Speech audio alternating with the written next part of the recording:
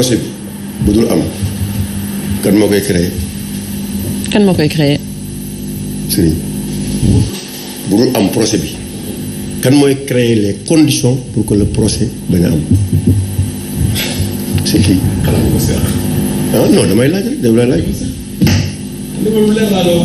non damay laaj quoi. parce que xam la parce que degré d'implication yi nga xam ne Omar Faye moo ci am ak ñañ ca war a laal yëpp tey saa bu ñu doon def une instruction sérieuse avant nee naa la dossier bii mën na dem instruction 85 ans parce que dafa am ay degré d'implication à un niveau insoupçonné xam nga ni ñëw aussi nañ bàyyi raayal bi rek ni et cetera non fii ay yàgg nañ fi tuumal nit viol ñu xëy ñu jàpp nit ki ñu dem tëj mais lii ça va au-delà de ça parce que ñi ci impliqué wu dafa bëri mais ñaata nit nga gis ñu ñàkk ci seen liggéey le capitaine Touré nan la ban ci yoon condition la ñàkk liggéeyam y a un jeune militaire là bu ñu wane woon temps yi bi ce jeune là qui calmait les foules lan lañ ko woowee ne ko tu ne devais même pas avoir yow waroon def sax loolu booy bi il paraît que aussi dàq nañ ko ainsi de suite donc moo tax bu ñuy wax tey naan booy procès nii xam nga gars yi dañuy boyal nii rek procès nii mais ñi koy wax ñu ci bëri bëgguñu procès bi am ñu bëri tey ñaan procès bi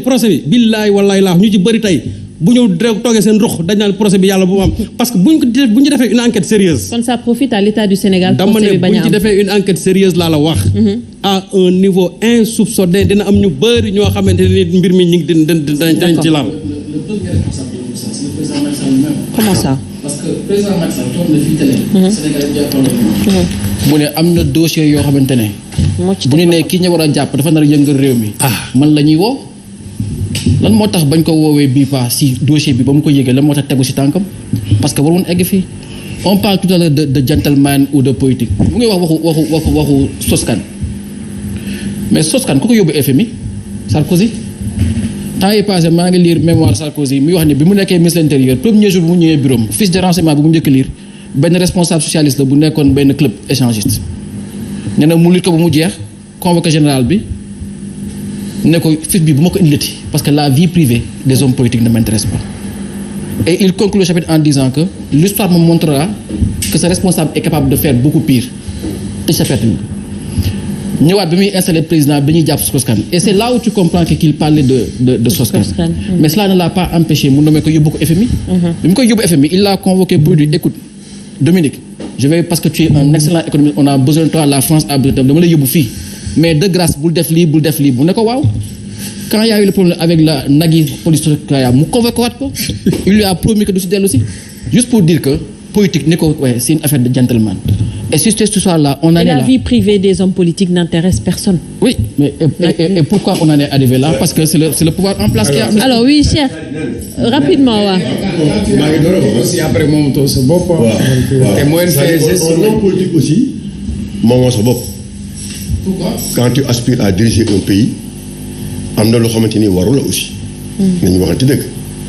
ça n'a rien à voir ak yi mais un homme politique c'est normal c'est pour rien avant ñuy fal ministre autant ñuy def enquête de moralité et ça xam nga ko tu es socialiste Khalifa xam na ko yow xam nga ne daawuñu fal n'importe comment un ministre. nañ la topp def enquête xool la ba xam ne kii mérité na non.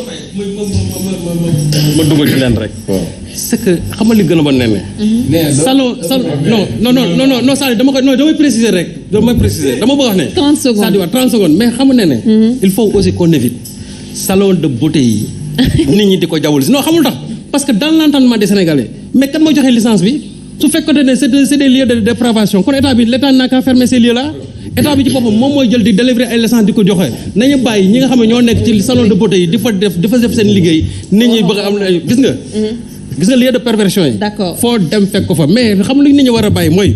fréquenter ay salon de massage dama ne. bu fekkee ne état bi ñoom ñooy délivrer. jël def xam ne fii perversion amu fi ñu joxe ay licence ne mën nga ubbi sa salon de massage. nañu bàyyi nit ñi ñu dem liggéey fa seen liggéey loolu laa. alors Omar may ma rek 5 secondes mu rebondir sur les propos de Serigne Saliou ma joxaat la kàddu gi nga yeggali sa analyse. oui non man dama bëgg Serigne Saliou. nga liiraat léegi li ma wax. pour ma wax la ni man ki ma doon. avant ma la koy wax non déglu rek ma wax la.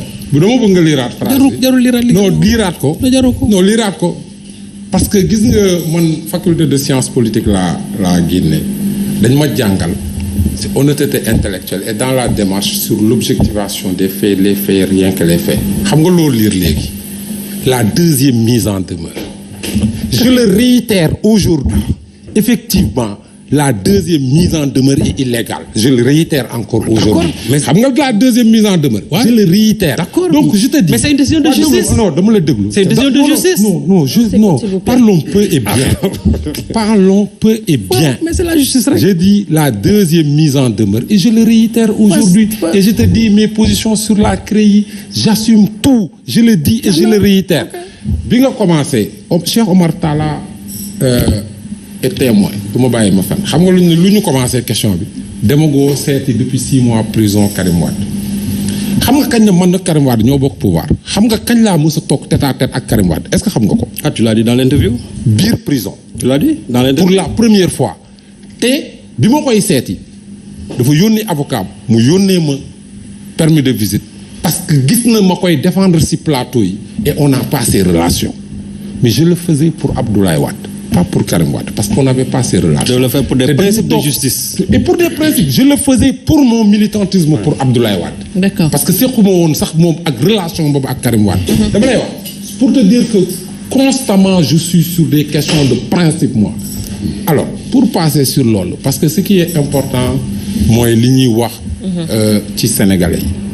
Je pense que gis nga dans ce pays il est important qu'on dise les choses et non on nomme les choses pour les Sénégalais. Je ne veux pas moi vraiment personnaliser le débat. Encore une fois, moi je suis partisan. J'assume que je suis partisan. Je suis diplômé d'une école de sciences politiques. Et on nous apprend l'honnêteté. Soit tu es politique, politiste, acteur, ou tu es politologue. Et même les diplômés de sciences politiques n'aiment pas le terme politologue. Est-ce qu'on apprend tu es politiste. Mais il est important d'objectiver les faits. Mes commentaires à sens unique sur un analyste, ça pose sérieusement problème. Alors, maintenant, sur la question de justice, moi je pense, nous sommes dans un état de droit. Je réitère que la justice est rendue dans les 46 tribunaux d'instance de ce pays pour des milliers de Sénégalais. On ne nous parlera que de 2-3 problèmes qui concernent et quand ça concerne les opposants. Moi, je viens de Foundiougne. Lundi, j'étais à Foundiougne. J'ai appris un maire de la majorité qui est en prison. Je suis revenu à Dakar. J'ai entendu le maire de Sindia arrêté en prison, qui est de la majorité. Il y a 2 députés qui sont en prison. Mais personne n'en parle. Parce que c'est un train qui arrive à l'heure. Non, on en a parlé. Je veux dire, c'est-à-dire que quand on me dit qu'il y a une distribution équitable de la justice. Non, écoutez, je pense que dans tous les pays du monde, dafa am loo xam ne nii moom mooy verrou. Serigne Saliou, nous sommes des humains et des mortels. Absolument. Ce pays-là, dañ fi juddu, ñu yar ñu fi, jàngal ñu fi, ñu fi liggéey. Suba dañuy màgget dañ koy bàyyil suñuy doom. Le pays, le territoire là, c'est une permanence. L'État, c'est une permanence. Il est inacceptable dans un État, parce que ce pays-là, c'est nos enfants qui vont l'hériter. Mais Khafor, juste pour nos juste positions, pour nos intérêts, qu'on sape les fondements de cet État, de cette République, de ce territoire. Khafor, le Sénégalais lambda. C'est inacceptable. Khafor. Maintenant, tout acteur politique qui a un discours qui veut dire toog publiquement dem kaso wala ñu jàpp ma ay nit dee jaral na ma ko. Abdoulaye Wade est parti en prison X fois. Il n'y a pas eu de mort parce que Abdoulaye Wade est en prison. Karim Wade est parti en prison et resté 3 ans en prison. Il n'y a pas eu de mort parce que Karim Wade est en prison. Et le PDS avait les moyens. Non, mais un meeting et des gens sont morts. Non, Abdoulaye Wade a organisé un meeting, des policiers sont morts. Des policiers sont morts. Ah oui, ça aussi il faut le dire. Il n'était pas en prison. Non, mais il n'était pas en prison. Il a organisé un meeting, des policiers sont morts. Je suis factuel. Nekkuma dans la confusion.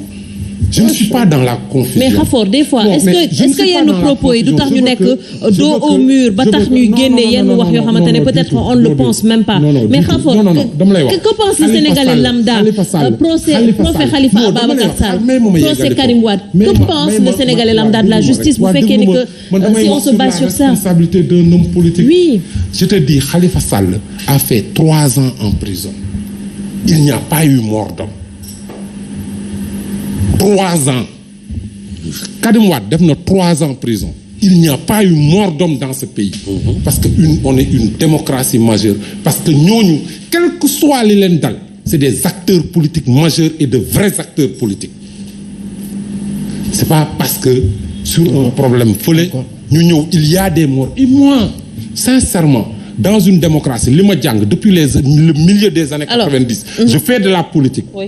Je fais de la politique, mais ceux qui sont formés dans les partis politiques ñi nga xam ni jàng nañ ko nekk ci dans les acteurs amul ku leen jaral ñu rey ay nit. Abdoulaye l'a toujours théorisé, je ne marcherai pas sur des cadavres pour aller au palais. C'est loolu mooy suñu tradition le jugement a été fait. C'est-à-dire qu'aujourd'hui qu'on arrive dans une situation avec une violence on dirait que tu es en train de juger Khafor. Alors et les gens sont là. D'accord Khafor. Il y a des morts. Personne. Mais reconnaissez aussi que sous votre régime aussi il y a eu des morts parce que les gens voulaient faire mal. Alors moi je pense que 12 morts première responsabilité mooy ñu offusquer loolu. D'accord. que ñun ñëpp ku bëgg réew mi.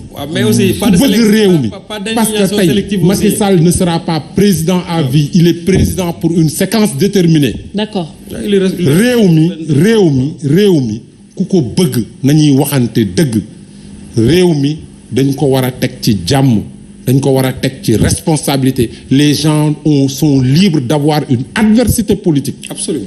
Les gens sont libres d'avoir leurs ambitions. Merci Khafor. Mais loolu dafa war a nekk dans le cadre des normes, Omar, oui, lois vas-y. et règlements. Vas-y Omar. Xam nga la politique c'est un jeu d'alliance et de désalliance. Gis nga ñu bëri ñoo xamante ne bi ñu nekk ci opposition ñoo ànd ñu jël pouvoir ku ne dem sa yoon. Sëriñ def nañ débat fii mu ne l'État ne veut pas de procès.